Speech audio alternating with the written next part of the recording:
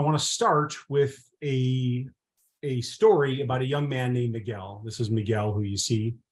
Miguel was 18 when I met him. And the first words that Miguel said to me were, "What the hell do you want from me?" Looked me right in the eyes, said, "What the hell you want from me?" I frankly wasn't sure how to respond. And then he turned around and walked away. Now, to understand why Miguel would approach me in that way, I need to go back in time a little bit. You see, Miguel grew up in the foster care system. His mother was a heroin addict. And when she finally overdosed from heroin, no one's entirely sure how long Miguel and his younger brother and younger sister were alone in their Chicago apartment in the middle of the winter in Chicago. But needless to say, when the police and child protective services came to take them into custody and to put them into foster care, they were absolutely terrified and traumatized and cold and hungry and you name it. And that's where Miguel's very long journey in the child welfare system began. Now, Miguel was the oldest of the three students, of the three kids, and the only one who had some sense of what was really going on. And when they were taken into custody, they were placed in separate foster care homes, which, the people who took them in were obviously caring, loving adults, but at the end of the day, they were still complete strangers to these three young kids, and they were separated from one another. So literally overnight, their whole world just came apart at the seams. Now, Miguel, being the oldest, was the only one who probably had some sense of what was really going on and what the future held in store. And as I said, his long journey in the foster care system began right then and there. Now, there were really two major obstacles that were facing Miguel. The first was that because of all the things that were happening to him and the confusion and the overwhelm and the trauma of all that, he started pushing back against exactly the people who were trying to help him, the adults who were there trying to help him. And so he ended up becoming labeled the problem kid. And I'm sure many of you have seen this. He starts acting out in school or acting out in the group home he's in or in the foster home he's in. And it just becomes this self-fulfilling prophecy. And on he goes for the next school, the next group home, the next foster home, the next classroom with more services and hours on his IEP. And this is just how his childhood took shape. And he became more angry and more isolated as he pushed back against exactly the people who were trying to help him. The second major obstacle that he was facing was that even when somebody could pierce the veil and get through to him and make a connection, inevitably that person would go away. They'd get a new job in a different city, or he'd move into a different group home or a different agency. Sometimes kids get passed around from agency to agency, and he'd have to start all over again. And this happened to him over and over again. So it's really no wonder that day when I met him, when he was 18 years old, and I was hired to be his counselor in an independent living program. He had about 3 more years left in the child welfare system. And he was woefully unprepared for the adult world. He never held a job for more than a week. He was not going to high school anymore. He'd effectively dropped out. And his prospects were pretty grim. And I was hired to be his counselor, and granted his umpteenth counselor over the years, to help him in this independent living program start to get ready to take responsibility for his life in what was a very, in the scheme of things, really narrow time frame. So it's not surprising, given his background, that the first words he says to me that day, he looks me up and down and just says, "What the hell you want from me?" Just cynical about his life, frankly, pretty hopeless about his prospects, still trying to act cool, trying to put on a front like he's got it all together, like he knows what he's all about and where he's going. But at the end of the day, he was just a lost young man. And that was the way he dealt with it. And honestly, as I think back on it, who can really blame him, given everything that he had been through up until that point? So I know that Miguel, I'm sure some of you work with kids like Miguel, or you have in the past. Some of you may have a whole caseload full of them. But while Miguel's sort of an extreme case, admittedly he's an extreme case, what I want you to consider is that the inner challenges and the struggles that Miguel was going through, the dialogue that was going on in his head, is similar to what so many kids are dealing with today. For example, 1 out of 4 adolescents today has met the criteria for a mental health disorder. And those stats come from right before COVID. And we know how COVID poured gasoline on an already burning fire. 3.2 million kids are the victims of bullying each year. It's estimated that at least 100,000 kids stay home every day as a result of bullying. My team and I did a survey online of 1,800 teenagers around the country, completely anonymous, 1,800. No incentive whatsoever to lie or distort the truth. And we asked them one single question. And the question was, what are you currently lying to your parents about? Now, some of the responses we got were to be expected, but some of the ones I'm going to share with you really kind of threw us for a loop. So starting out, 9% said nothing. About the same amount said everything. 14% said porn. 16.3% said drugs, which would include things like vaping and alcohol. 19.6% said sex. So far, all this is probably somewhat predictable, but it was the number one answer. Almost a full third of the 1,800 students who we surveyed said the number one thing they're lying to their parents about is suicidal thoughts.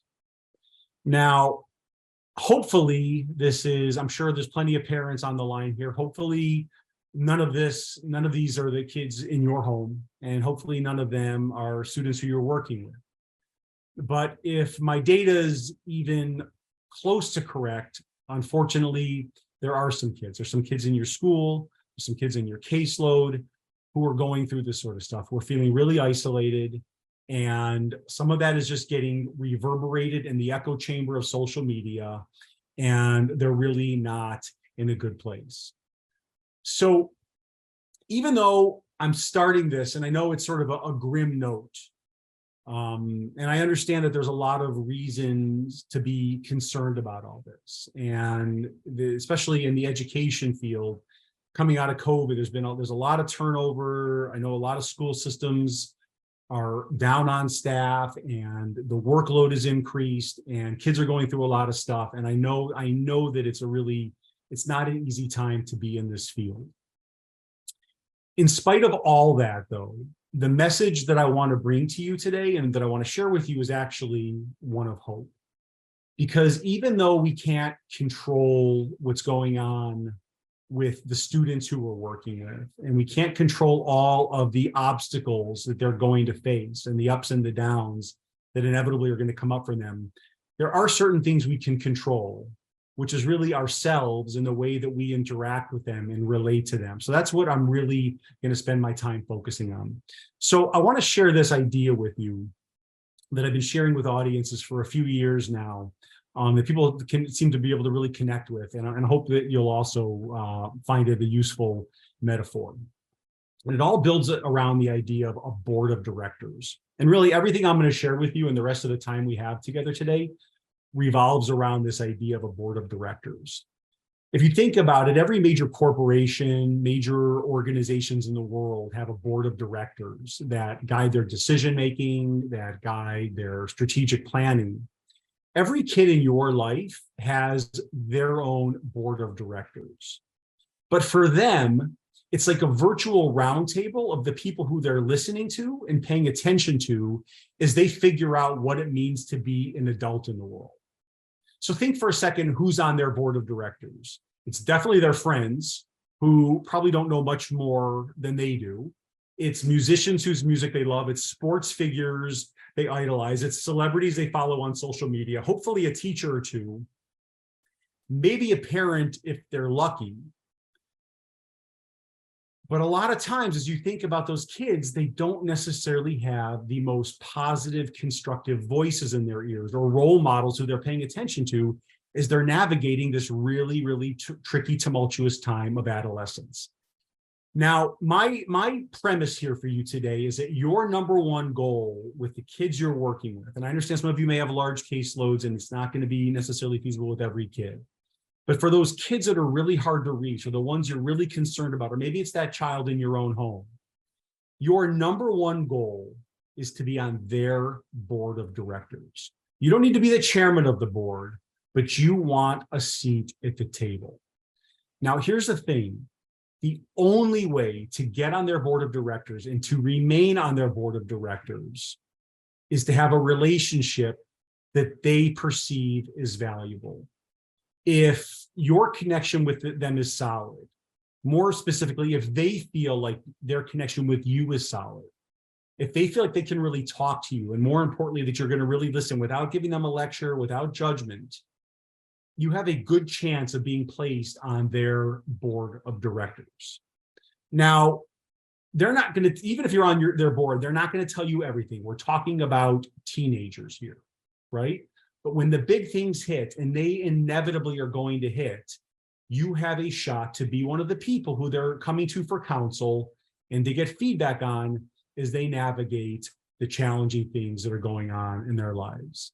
And as a parent, for those of you that are parents, I mean, this has to make a lot of sense. As a parent myself, I have a 9-year-old son. I can't control him when he's sitting right next to me, let alone when he's off with his friends, and especially in the years to come when he's out with his friends, driving, doing, being independent, on the verge of adulthood, making the decisions that really matter. They're going to have major repercussions on his future.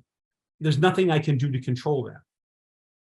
But if I can get myself on his board of directors, if I can be one of the people that he can talk to, or for a youth that I'm mentoring, I can be one of those people that can take that position for him, I have a shot to at least have some influence. I have a shot that when the big things hit, that I can be there and be one of the people. And this applies to all the things we're concerned about as adults: grades, sex, porn, mental health, drugs and tobacco, their behavior online, right? All the decisions that they're going to be navigating in the years to come. And many of them already are, right? Now, here's the thing. Even if we wind up on the board of directors, our ability to control them is going to be very limited. But if we're able to successfully do what I'm talking about, we wind up with something that's just as powerful. We wind up with their trust. And if we have their trust, then we have their credibility. So that's really my main premise for you today. What does it really take to get on their board of directors and stay on their board of directors? So with the remaining time that we have, I'm going to walk you through what I call 3 key lessons from the road in research. Some of these are things that I've figured out and learned in my 20 plus years of professional experience working with youth. Some of them are research-based. And the idea is to give you just some practical tools that you can think about as you're also navigating and refining your relationships with the young people in your life. So the first key lesson is what I call is connection is currency. Connection is currency. Now, just back to Miguel for a second. Miguel was absolutely determined to send me the message that he did not need me at all. And he was determined to give me the cold shoulder. It turns out, though, that I had that one thing working in my favor, sort of an ace up my sleeve, if you will, that he didn't see coming. I had a car. Now, it was nothing special. It wasn't an Escalade or a Tesla or some car that a kid today would find particularly cool. It was a 1989 maroon red Toyota Corolla. But at the end of the day, it was 4 more wheels than Miguel had. And Miguel was landlocked. And whether or not he wanted to admit it, I now had some value to him because I represented mobility. But it gets better. Because you see, my 1989 maroon red Toyota Corolla was fully pimped out with a factory model cassette tape player. I can hear the oohs and the ahs. I know how moving and inspirational this is. Now, like many young men his age, Miguel was an aspiring rapper, and he loved, and when I say loved, I mean he loved listening to a group called Bone Thugs and Harmony. I know I can't hear you guys right now, but I'm guessing there's some smirks and there's a little nostalgia going on by some people who remember Bone Thugs. Now, Miguel liked to get in the car and throw in his cassette tape player. Again, we're in the mid-late 90s at this point, and listen to Bone Thugs over and over and over again. Now, one look at me, and it's probably pretty obvious that I'm a guy who listens to a lot of Bone Thugs and Harmony. Truth be told, at that point, I had never heard of a group called Bone Thugs and Harmony. But I can't tell you how many miles we put on my car driving around listening to Bone Thugs and Harmony. But see, then I had Miguel in the car. Now I had a captive audience, right? I could start cracking jokes, dissing on him. He's dissing on me. We're laughing. I'm starting to be everything he doesn't expect. And before you know it, Miguel's calling me to see if we can hang out. Now, mind you, I'm not trying to motivate or inspire him. I'm just showing up and hanging out for the first month or two that we're working together, just getting to know each other, just hanging out. I remember one day we were in a park and we saw a group of kids throwing a baseball around. And he just happened to mention nonchalantly how much he used to love throwing the ball around, but he hadn't done it in years because there was nobody to throw the ball around with. And right in that moment, I knew I had my hook. I mean, I sort of had it with Bone Thugs and Harmony, but I knew that this was the 1-2 punch. It was going to really, really establish the relationship. I went out that afternoon and bought 2 baseball mitts. And that became our thing, going around and just throwing the ball around, going to a park, going on a hike, throwing the ball around, just whatever it took.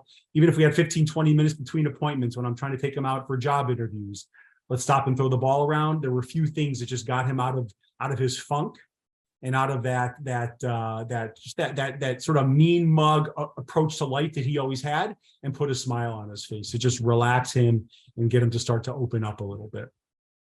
Now, I don't want you to just overlook sometimes how important these simple things are. You know, I actually still have those 2 baseball mitts. I now play baseball with my son using the same mitt. But those really became the tools of my trade. You know, over the years, I added a basketball to it, a frisbee, a football. I had a couple tennis rackets in my trunk. And I just keep these things in my trunk. And if I'm driving around connecting with a kid, you just never know how those are going to come in handy, just establishing a simple connection. If you think about it, throwing a ball around or kicking a ball around will get you in with just about any kid on the planet. You see, that's really the message here, is that basic connection is currency. Now, don't just take it from me. The fancy pants people at Harvard did a very big longitudinal study that really drives home this central point. They found that every child who winds up doing well had at least one stable and committed relationship with a supportive adult. It's basically another way of saying the board of directors, that somebody was able to establish a committed relationship that had some currency with them, some connection that became the currency in their relationship that they could parlay into a form of trust, and to be that person who started to be on their board of directors. At the end of the day, it's not about what degrees you have. I know there's a lot of very well-educated people on this call, but at the end of the day, it's about the human connection, right? I mean, degrees are great. I've got some myself, but at the end of the day, it's really about the human connection that we can make with them. You know, if you think about it, if we can't just do simple stuff with kids, if we can't just find some simple way to connect, right? It's really hard to get to the deeper subtext of what's really going on in their lives. You can't just sit a kid down and start asking them a bunch of questions about what's going on. That's going to feel more like an interrogation than a connection to them. One of my favorite quotes is from the comedian Victor Borga. Laughter is the shortest distance between 2 people. It's so true. If you find a simple, lighthearted way to establish a connection, it is the most direct way to actually start to really forge a relationship.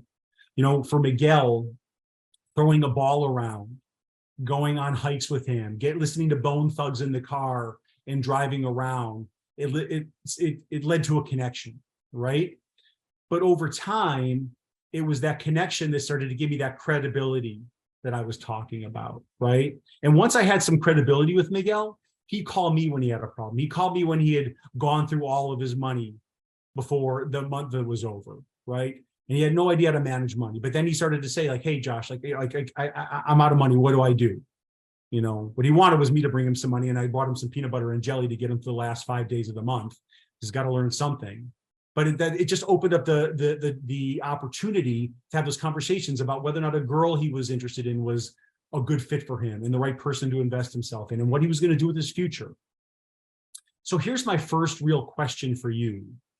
What's your baseball mitt, right? What's the equivalent? What's that thing you can use to start to get a hook in with those kids you're working with, or that one particularly hard to reach kid? Or again, maybe the kid in your own home. Maybe it's throwing a ball around. Maybe if it's your own kid, it's geeking out on some sci-fi show on Netflix or Stranger Things or just something funky and offbeat. Maybe it's something in the arts. Maybe it's a deck of cards that you carry around, or a card trick, or graphic novels that you have in your classroom or in your counseling office. Some hook, some way of getting in there. The best teacher I remember from high school, she was a great teacher, my algebra teacher, Mrs. Gordon, but what made her so great was that she showed up at least 3 or 4 days a week, from what I recall, with donuts. And she was there to ostensibly help with math, but really she was there just to provide a place for kids who maybe didn't want to hang out in the hallway, talk with their friends, to just show up and hang out and feel like they belong. And she was this safe port that kids could just gravitate to, especially if they were going through something. And she was always there. This is a sort of welcoming thing. So it doesn't have to be something complicated. It doesn't have to be something expensive or elaborate. But what is it going to take to start to build that connection, to start to get, maybe it doesn't get you right fully on their board of directors, but you find that hook, at least the chair is pulled away from the table and there's an opening. So that's the first key thing that I want to share with you, is that connection is currency. The second key principle that I'm going to share with you is that we have to choose our battles wisely. A lot of what I'll share here, some of what I'll share here, I'll say, really will the rubber meets the road in your homes, right? In terms of the rules you have with your own kids. Although I want to use this as a precursor to talk about some of the bigger, more intense issues that are going on for kids today, that I think that we as parents, but also as professionals, really have to lean into. So let me just talk a bit about choosing your battles wisely, because I have found that this, especially talking to parent audiences over the years, but certainly also professionals, and certainly as a parent myself, this just becomes extremely important. Because if we find ourselves burning all that relationship capital, burning all that currency that we've worked really hard to get by fighting the wrong battles with kids, by putting our attention on the wrong things, there is no quicker way to get yourself excommunicated from their board of directors. And admittedly, this is not easy. It's kind of like walking on a tightrope, right? Where on the one hand, we know that we have to have rules and boundaries and limits and consequences. And on the other hand, we know that we need to let go and let them figure things out for themselves and fall down and learn to pick themselves up again. And the reality is that both of those things are simultaneously true. And it is a balancing act. And a lot of times we feel out of balance in that process. But that's kind of what it is to work on a tightrope. But here's the thing. If we don't get this right, if we don't figure out a way to thread this needle, we really, as I said, we run the risk of getting excommunicated from their board of directors and just really squandering our relationship capital. They did a really interesting study at the University of Pittsburgh. I think it was around 2013 or 2014, where they put kids in an MRI machine and they watched their brain waves as they played 30-second clips of their parents criticizing them. I know it's kind of a funny premise. And the results were very interesting. What they found was that the part of their brain that regulates positive emotions completely depressed, and the part of the brain that regulates negative emotions spiked. But what was really interesting was that imprint, that resonance in the brain lasted for some time after the clip was done playing, for a couple minutes after that 30-second clip.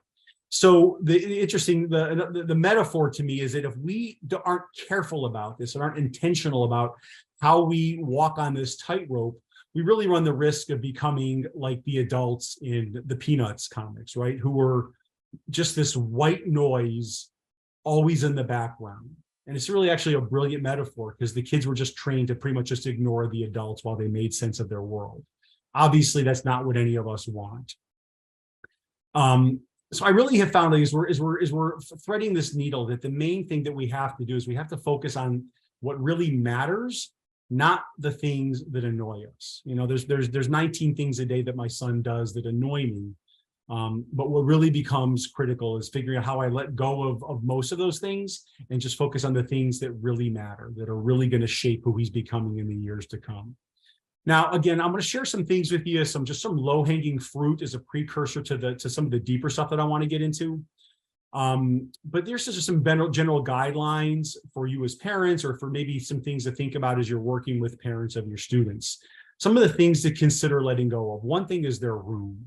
You know, unless there's just like a rotting carcass in there, by and large, it's probably just better off to let go of the drama around their room. If they're leaving dirty clothes laying around, throw their clothes in their room and make them start doing their own laundry and just deal with their own mess. They have to figure it out at some point. And it's probably, I've just found that it's a net loss to just keep fighting with them about the cleanliness of their room. As long as there's no ants gathering, you probably have just better letting it go and teach them how to do laundry now and just let it go.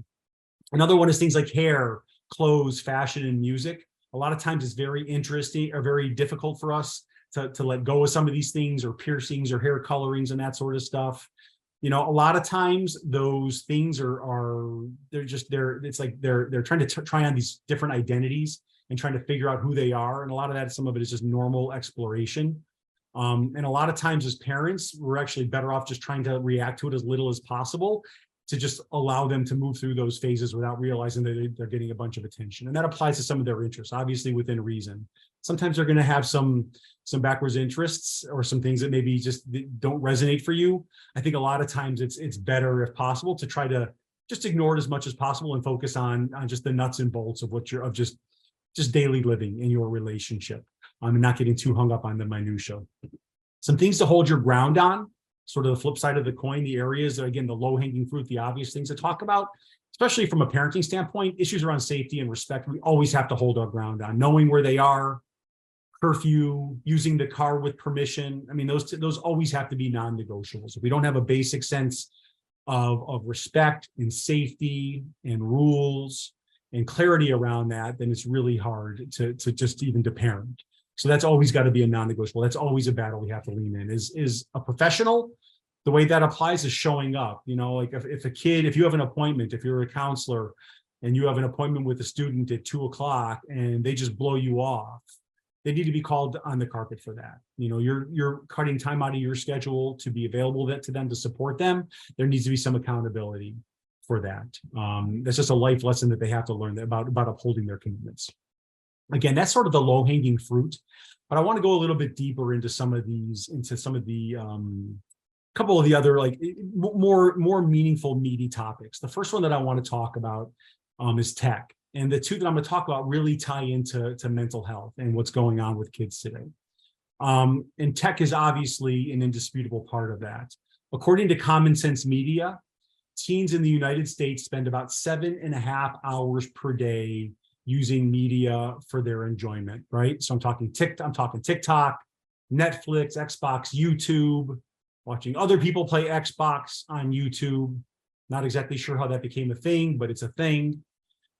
If you do the math on that, 7.5 hours a day over the course of a year is 40% of their time spent in front of a screen, right? And I'm not talking 40% of the time they're awake. I'm talking 40% of the time they're breathing. It's really hard to argue that that's healthy by any common definition of the word. Now, it also, though, ties in directly to mental health.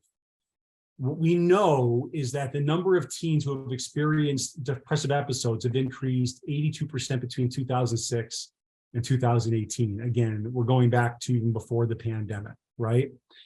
We know that in around 2010, 2011, we started to see an unmistakable correlation between device usage and negative student mental health outcomes. The anxiety and depression rates that we're seeing epidemically today started happening in 2011. That was right around the time when we crossed the threshold where 50% of adults in the United States were in possession of a smartphone. Right around 2011. By 2014, suicide becomes the second leading cause of death amongst adolescents in the United States, second only to accidents. By 2017, 3 out of 4 teenagers have an iPhone. Now, it's hard to say that there's an absolute causal relationship. The data may still be out on that, but there's an unmistakable correlation between more tech use, especially social media usage, and negative student mental health outcomes. Now, here's the reality, right? The tech and devices are not going away, right? We're not going to go back to being a horse and buggy society, nor should we. And obviously, there's an enormous amount of benefits to smartphones, and I like mine as much as the next person, right?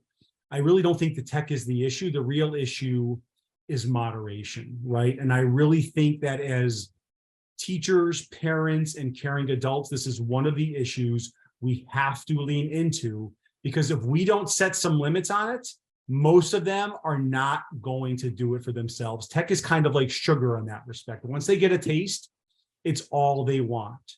Now, again, like to an extent, I understand the toothpaste is out of the tube and it's hard to get it back in. I get it.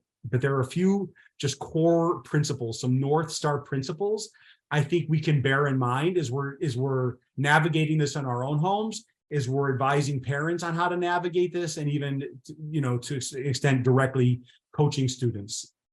The first and the most important thing, and I share this with the kids that I go out and speak to, because I also speak to kids in addition to adults, that the main thing that we have to really help them with is that they have to have a meaningful life apart from their devices, right?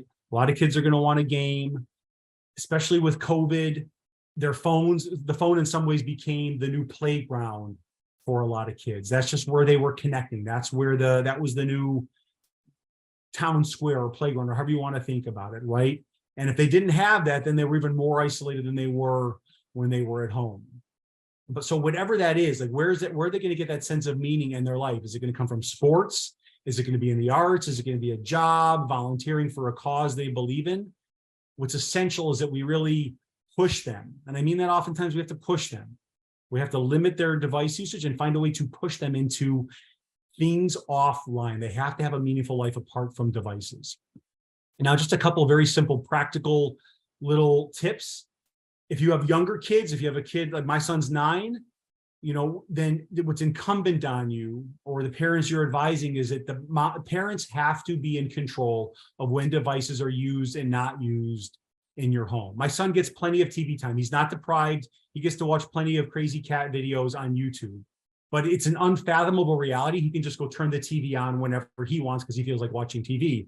I'm the gatekeeper. And I think for younger kids, we have to have the reins on that. And we have to say when it's acceptable and when it's not, pretty much 100% of the time. Sometimes it's hard, but I really found that is the key to success, is that we set the tone for when devices are used and when they're not in the home. If you have older kids, if you can do nothing else, the number one recommendation is that devices have to go to bed at night too. There has to be a time when devices get shut down and kids go to sleep. Whether that's 9 o'clock or 10 o'clock or 11 o'clock, the ideal recommendation is that they stop using devices about an hour before they go to sleep. Maybe that's realistic, maybe that's not, but that there's a time when everything gets shut down and ideally it gets stored and charged outside their bedroom. Most kids to have it within arm's reach, if they wake up at 2 o'clock in the morning to go to the bathroom, it's an almost unbearable temptation to not pick up the phone and to see what's going on. Kids need to have a good circadian rhythm. They need to sleep. They need to sleep at night and wake up in the morning and just be in that routine. That is when they thrive and when they're healthiest. And don't fall for the old banana in the tailpipe. If you get the Beverly Hills Cop reference, the old, well, I really need my phone because it's my alarm, and how else am I going to wake up in the morning? Don't fall for it, because for $10 on Amazon or at Walmart, you can get them a digital clock. You and I grew up with them. It worked just fine, and it'll work for them. Now, look, this is not easy stuff. To some extent, the toothpaste is out of the tube. And the reality is, if we can get them to normal, annoying teen levels of device use, we're probably doing pretty good. Sometimes it feels like an uphill battle. We're swimming up current in the culture on this. But again, I think this is one of the issues we have to really lean into. I have a whole talk that I do about this topic. Obviously, I'm limited on my time here today. There's some free resources here. I wrote a book on this topic called The Simple Parenting Guide to Technology.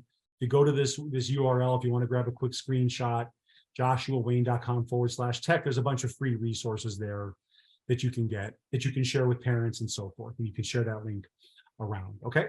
The second major issue when we're talking about navigating and walking the tightrope is vaping, right? And I know that that's a topic that this presentation today is in many ways organized around. It's part of mental health. So I want to dig into that because, again, this is one of those issues that I think we have to lean into. We can't ignore it and think it's just going to go away. Okay, so let's just look at a few data points around vaping. And most of what I'm going to share here about vaping, frankly, applies to other addictive habits. But let's start with vaping. 14.1% of high school students, it's estimated, according to the US FDA, of high school students and 3.3% of middle school students reported current e-cigarette usage. Those are 2022 numbers, so pretty recent. I did a little digging. I know you're all in Texas. 18.7% of Texas high school students report currently using e-cigarettes. That's about sort of the median. You're not the most high usage state, which is West Virginia, about 35%, almost double of Texas. You're kind of middle of the package. So that's where Texas lies. Another interesting fact is that 77% of teens who use tobacco products state that their first tobacco-related product was an e-cigarette. So obviously this is a relevant problem. It's out there. You know, we know that the marketing of these things is geared largely towards young people. When we talk about why there's the interest in the impetus to experiment, here's some of the stats that are out there from the NIH. Teens vape, you can see the percentages, but I'll just kind of rattle through the list really quick to see what it's like, because they like how it tastes. There's a social activity. I think it's a big one, to relax, to feel good or to get high because they're bored, because they think it makes them look cool, or to help quit regular cigarettes. The main takeaway here that I want to just spend the rest of my time around this vaping aspect of our conversation here today is that however you really think about it, at the end of the day, it's pretty much a straightforward addiction. And it's equivalent. I mean, it's maybe not equivalent, let's say, to heroin or narcotics addiction in terms of the havoc it wreaks on the body or on one's life.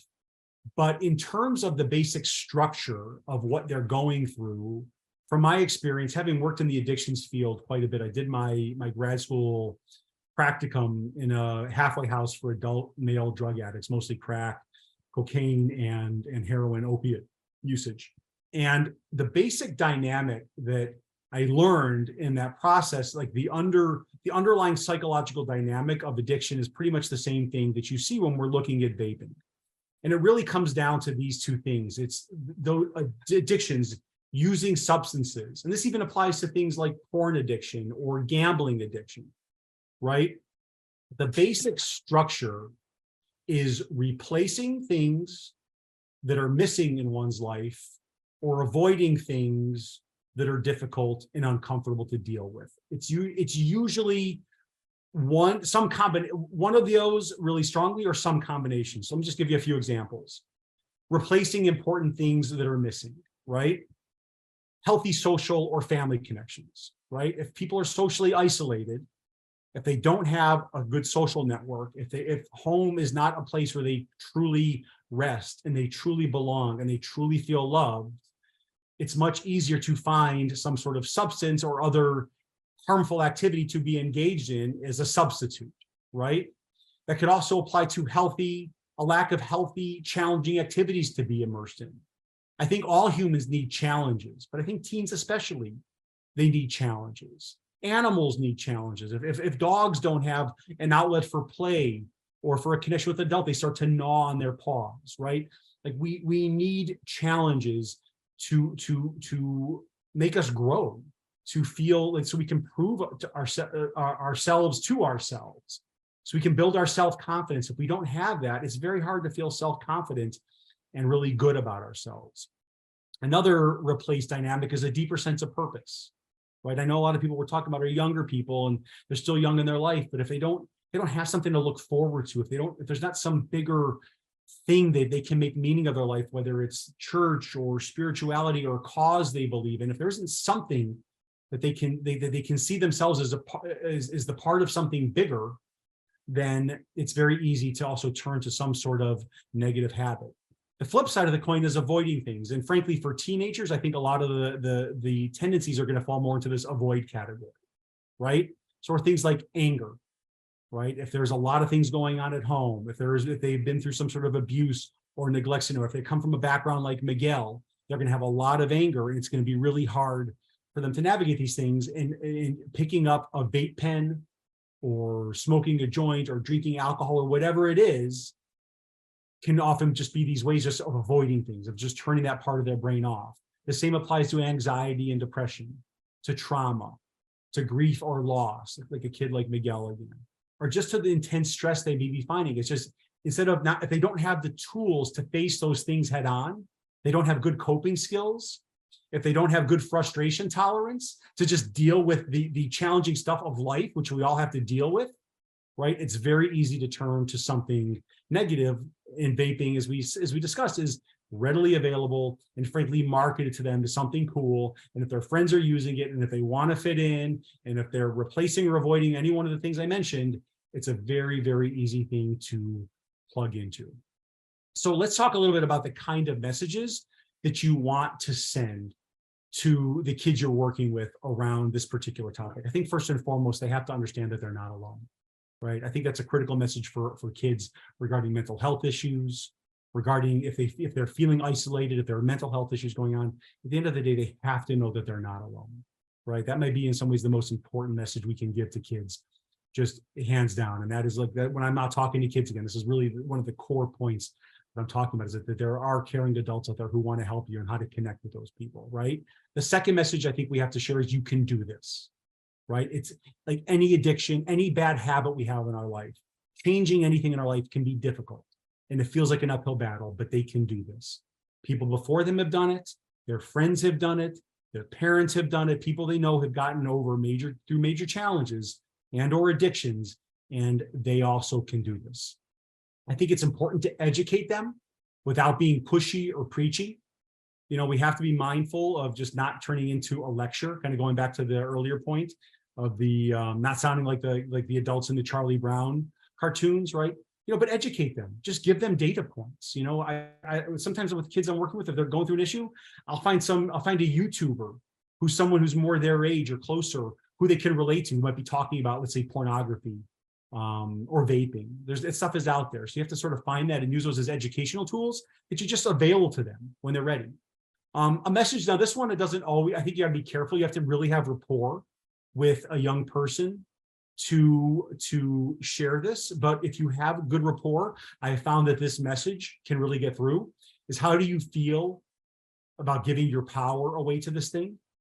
A lot of young men in particular, I tend to work with a lot more young men. If I had that connection, if they've been vaping for a while and they don't really like it, but they're having trouble kicking it, there is this way they even start to realize that they're giving their power away to this thing and they don't like it. You know, especially if it's more of a, an athlete kind of character who wants to see himself as strong and independent and autonomous, but this little tiny vape pen has all this power over him and governs his decision making and makes him just behave in a way that he doesn't feel proud of. So that message can sometimes get through. Again, you have to have rapport for that. And then the last thing that I think is a really important thing to get through is, are you ready to get past this? Because at the end of the day, you can lead a horse to water. And I think sometimes it's just, we have to really get them to that ready state. You know, if they're not really ready, if they're just kind of trying to talk themselves up like they're ready, then chances are they're not going to follow through, and then they feel like they're a failure. And they try to do that 5 or 6 times, and they stop believing in themselves. So I think it's also really helpful to talk to them about really that readiness mindset, like what's going to really get them there, right? What's going to really get them to that place. Some of the stabilizing factors that can really help to have present in their life, some of the things I've talked about already, non-digital extracurriculars, right? I really think, sports, I understand not every kid is athletically inclined. Not everybody has to be the star of the basketball team. Being involved in sports can be running, it can be working out, it can be a martial art. But the more kids use the parts of their brain where they're getting their heart rate up, where they're sweating, where they're sucking wind, where there's adrenaline going through, where there's some even just a little bit of competition, or they're just pushing themselves physically, that activates centers in the brain that video games are never going to touch, that they need to activate. They need to sweat, they need to move around. So ideally, it's something that engages their body and their mind. But for some kids, it may just be more clubs, right? Or theater or the arts. At the end of the day, while I think sports are great, if a kid is just more drawn to the arts and they're not doing something physical, I try to get them involved with working out at a minimum, but something. They have to have non-digital extracurriculars. That's also where they meet positive peer groups. It's also where they meet other adults who they can be connected to and be on their board of directors. Jobs or volunteering or a cause that they're committed to. Again, stabilizing things. They have to report somewhere. If they're making money, feeling good about themselves, feeling productive. And then again, just sort of reiterating a healthy social network or other healthy teens to be involved in. And then, of course, healthy support network of caring adults. So that is the message to share, the key principle around not fighting our battles. There's certain things we absolutely have to let go of. And there's more I could talk about, if we just had, 2 hours to sit here and really workshop this. But I really wanted to just lean into the talk around technology because of its impact on mental health, and also vaping and tobacco and other addictive processes, because there's a lot of kids that are going through this with the mental health issue. These sort of things kind of the addictive tendencies dovetail with that, is a very natural extension of how they're coping. So the third and final key principle that I want to share with you today is what I call helping them win their battle. I want to just sort of throw a question out at you. If you think about superheroes for a second, I'm sure I'm not the only superhero nerd who's here on this call. But if you think about superheroes, whether it's DC or a DC, Superman, Batman, that arc of characters, or you're more of a Marvel person, or frankly, even if you're in Star Wars or Luke Skywalker or Harry Potter, any of those characters, right? Can you think of one superhero who's not an orphan? Think about that for a second. Batman saw his parents murdered in front of him, right? Spider-Man was raised by an aunt and an uncle. Superman lost a whole planet. And we can, if you want to really nerd out here, we can talk about characters like Wonder Woman or Black Panther or Aquaman, all who had a parent in their life. But if you think about it, the defining arc of their story was the parent that was missing and their quest to find them. Or in Black Panther's case, the doubt that he had about whether or not he'll ever be able to really fill his father's shoes or suit, as it were, right? Why is that? These are all orphan stories. I can tell you it's not by accident. The reason is that all these characters have to face some of their own doubts, some of their own fears. And at some degree, they have to come to terms with feeling alone in the world. And guess what? So do we, you and me, all the people on this call, and frankly, all the kids you're working with. You see these superhero stories, or again, Star Wars or Harry Potter.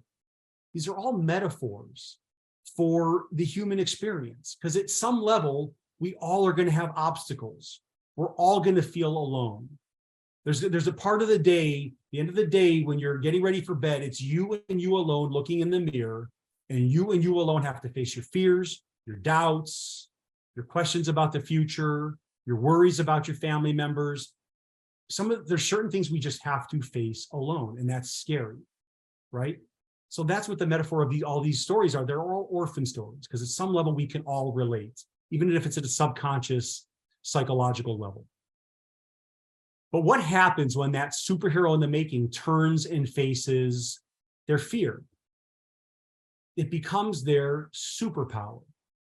You see, the challenges, the things that we're struggling with, the things that are difficult for us, the things that are difficult for the kids that we're working with, if they have the skills and the tools to face them and to face them constructively, and they have us in their corner to be there for them, it can become their superpower, right? It can become a source of strength that they can use for the benefit of themselves and for the benefit of others. We can't fight their battle for them, but knowing they have a battle to fight, and every kid's got a battle to fight, just like you and I have each had our battles we have to fight. Some are on the outside in terms of adversity, and some are on the inside in terms of doubt, right? But we can always be in their corner and work diligently to be on their board of directors. And for every kid, it's going to be different. For some kids, it's going to be issues related to self-confidence or mental health or abandonment or boundary issues or standing up for themselves. For Miguel, it was about his anger. You see, about a year into working with Miguel, another counselor and I decided, he and I both were chatting one day, and we had both had these really formative experiences growing up of going on wilderness trips, right? Where we go hiking or backpacking or canoeing and that sort of stuff. And they were really formative experiences for us. And we thought it'd be really cool if we could take this group of kids like Miguel, most of whom had never been outside the Chicago city limits, certainly outside the metropolitan area, and take them on a wilderness experience and really, expose them to something different. We thought it could be a really cool experience. So we got the agency we were working for to give us some money, and we ended up hiring an outfitter, and we took them on a week-long whitewater rafting trip in the remote Utah wilderness. There's some pictures of us out in Utah. You see me and Miguel and some of the other kids. We had a pretty amazing time. We hiked, we cooked, we roasted marshmallows and sang Bone Thugs around the campfire. It's a pretty amazing time. Unfortunately, though, around day 5, Miguel lost it. And when I say Miguel lost it, I mean he lost it. Here's another picture from our trip. In retrospect, what happened. The trigger for him was really something insignificant, but it was too much time in a strange environment with people he didn't know that well, which was very challenging for him. And another kid splashed him, and Miguel just completely snapped. Now, I've been in situations plenty where I've had to restrain kids, but just to paint the picture for you, this was on the 5th day. We were 15 miles by whitewater raft from the nearest payphone. This is before cell phones. Everybody had a cell phone. And even if we had them, they weren't working where we were. We were really in the sticks. So we end up having to restrain Miguel, myself, Paul, and the 2 river guides, 4 adults, each of us on a limb, while Miguel was absolutely out of his mind, screaming, swearing, cursing, threatening to kill us. I'm sure many of you have been through experiences like that with kids that are just really have lost it and are out of control. It's never fun, but it was particularly concerning where we were. And it was like Miguel, just thinking about it in retrospect, it was like Miguel, it was all that anger that he had built up in him for the last 15 years, and the trauma, that just coming out, being labeled a problem kid, just all this stuff, the bullying, being made fun of, feeling alone, feeling isolated, just came out in the most inopportune of times.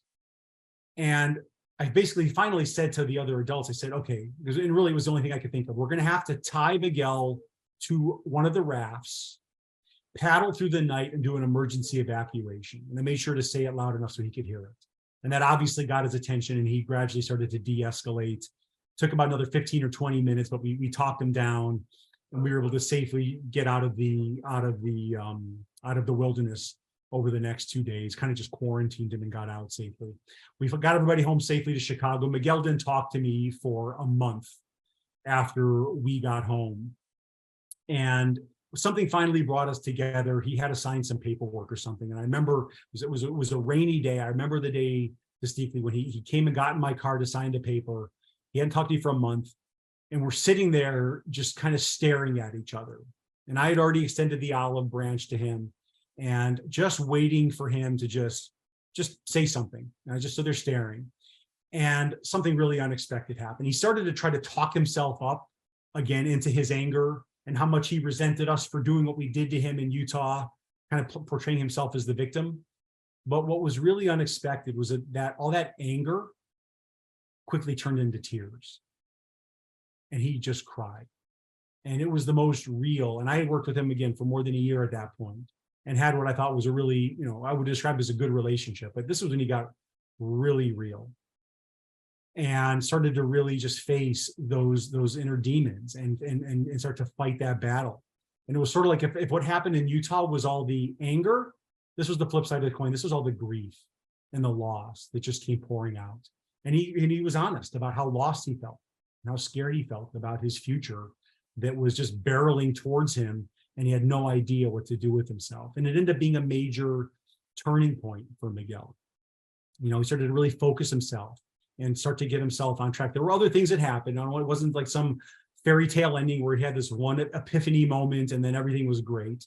There were other obstacles, but he started to really, it was a turning point, and he started to really get himself on track. Started enrolling and getting his GED, started holding a job for the first time in a significant way and building up his confidence with that.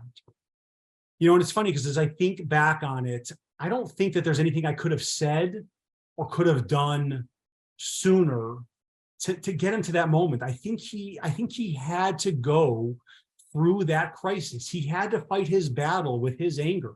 I don't think I could have forced it. And sometimes working with youth, that's one of the hardest things to accept, is that the things, a lot of times the growth and the learning and the development that we want for them and that we want to see for them are going to happen more on their timeline rather than our timeline. You know, we all have a powerful vision for our kids. You know, we want them to be an athlete and to open doors for people, and to, you know, my son to be a black belt in Taekwondo, and to be this, you know, this great kid who's a good student and really applies himself. You know, when you get to, when time they're 15, you find yourself thinking, you know, as long as they're sober and stand up straight, you feel like they're doing pretty good. But the reality is that they need some struggle. They're all going to have their battle to fight, and to some extent they need it, right? They're all going to have to do their own research and development, their own R&D to get there and to build their self-confidence so that they feel capable of really achieving what they want. And sometimes it's going to happen on a slower arc than we want for some of the kids we're working with, and it's going to be frustrating. You know, and sometimes all you can do is love them. And if you're a praying person, to pray for them and just to really hold them in that place of just really just loving them and being there for them, even when they're not completely ready to take full responsibility for themselves and where they're at, and to stay connected to them and try to stay on their board of directors, even when it seems like they're straying away for a little bit, holding that position, because a lot of them, they may stray away, but if we stay steady, they'll come back. And like I said, sometimes it's about loving them. Just one quick final story. There's one time I remember Miguel and I had been throwing the ball around, and we were getting into my car, same 1989 maroon red Toyota Corolla. We were getting into my car, and I'm opening the door on the driver's side. And I remember just happening to look up and catching a glance of Miguel as we're getting into the car. And it was like this, I've since just come to call it Miguel the innocent child. Because Miguel, as I kind of said, he always was walking around with that mean mug look, this sort of emotional armor on him, just always trying to a lot of it was just emotional armor, trying to keep people at arm's length, which is really more self-protective than anything. But then we just had a really fun time, and he was really open, and he just had a smile on his face, and it was just this look of innocence that I just had never seen on his face. And now as a parent myself, of a young boy, I know what that feeling is. It's just a kid who's happy and free and feels safe and feels loved and feels like he belongs in that moment. And I was so moved by it because I never seen it on Miguel's face. A year and a half or 2 years at that point into working with him. We got into my car, and I wanted to acknowledge it somehow, but I wasn't really sure what to say. And I was just sitting there for a minute, and I didn't even put the key in the ignition. And I was just trying to figure out what words to put to it. And he said, "Yo, Josh, what's up?" And I was quiet for another few seconds. And I said, was just at a loss for words. And I said, "I just want to tell you, Miguel, that I really love you, man." And Miguel was quiet for a second. He said, "You know, Josh, I really appreciate that. You're just not my type." So sometimes we have to do our best, even if they're just going to be teenagers. It makes for a good story, though. So I want to pause here. Here's my contact info. As I said before, as I've intimated, I do travel around quite a bit, speaking to both adult audiences, teachers, and parent groups. Also, I talk a different talk, some of the same stories and some of the same principles, but obviously the talk is more geared towards middle and high school students. very much about mental health and realizing that they're not alone, and giving them some really practical advice for that. So if you want to get in touch with me, here's my contact info. Please reach out. I'd be happy to chat with you, and we can find a way to work for me to work with your students or your community. I'd be thrilled to do so.